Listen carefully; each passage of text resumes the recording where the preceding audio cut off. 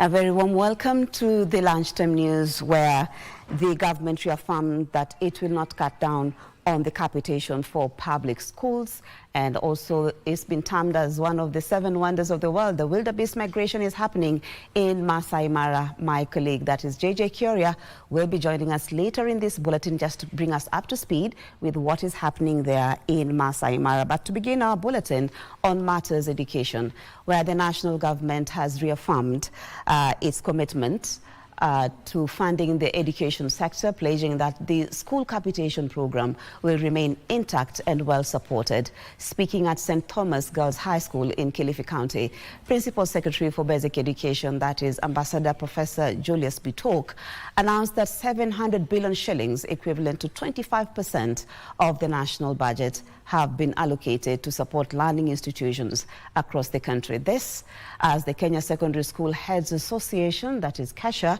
demand for formal communication following recent remarks by National Treasury Cabinet Secretary Mbadi on capitation cuts.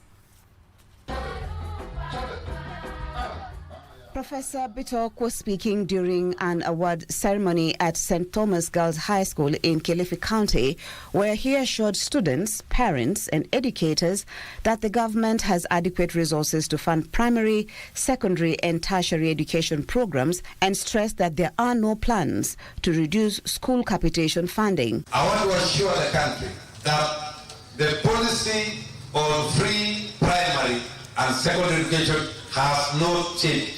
The government will continue financing education through capitation as it has been over the years. There's no change.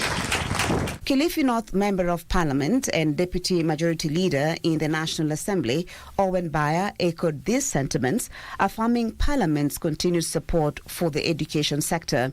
Anyone who has doubt, let him hear it from me. We will continue to fund, including funding examinations. We will not cut funding in those areas. The remarks comes just days after Treasury Cabinet Secretary John Mbadi announced a sharp reduction in capitation, dropping from 22,000 to 16,000 per student. Meanwhile, opposition leaders allied to the DCP party have criticized the Kenya Kwanza government for cutting school capitation, saying that the government isn't able to provide basic needs and is now struggling. Akiwa pande ile alisema lazima karo ilipwe na serikali. Sasa ako pande hii, the expert anasema sasa karo serikali haiwezi lipa. When you finish the education of our children, you are finishing our future. There is also growing concern in the education sector as secondary school heads across the country warn of an impending crisis.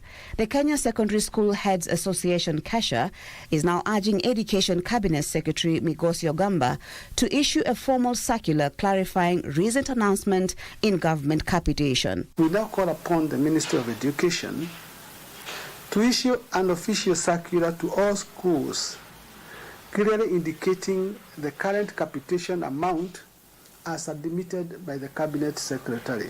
As principals all over Kenya, we are worried that at this juncture, we are preparing the Form 4s for the final exam, that is KCSE.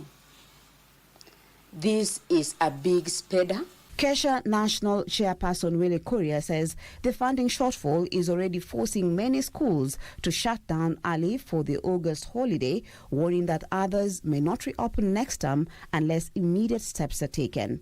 KESSH is now appealing to the government to allow schools to explore legal and practical ways of raising the deficit, including asking parents to contribute more, a matter they say is likely to strain relations between parents and school heads.